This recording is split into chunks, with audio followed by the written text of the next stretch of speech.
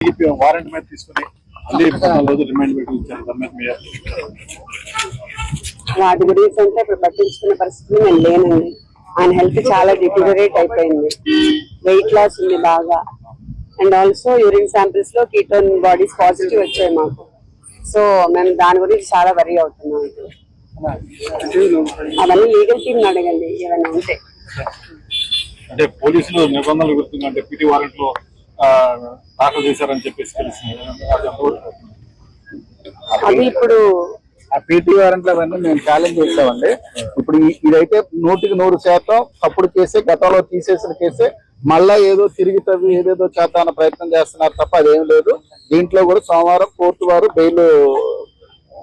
Bail petitions అన్ని వేస్తే interim bail కూడా రేపిస్తారు. ప్రస్తుతం వంశీ గారి ఆరోగ్య పరిస్థితి బాగుండలేదు. ఆయన కూడా హాస్పిటల్ తీసుకెళ్ళమని డైరెక్షన్ కూడా కోర్టు వారు ఇచ్చారు. హాస్పిటల్ తీసుకెళ్తారు. వారెంట్ మీద తీసుకుని మళ్ళీ 14 రోజులు రిమైండ్ పెట్టి ఇచ్చారు. వాటి గురించి అంటే ఇప్పుడు పట్టించుకునే పరిస్థితులు నేను లేనండి.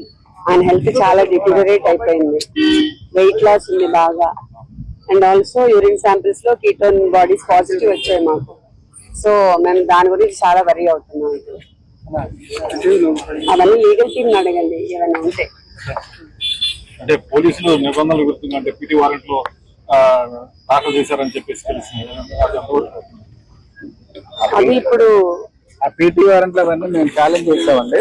ఇప్పుడు ఇదైతే 100% తప్పుడు కేసే, గతంలో తీసేసిన కేసే.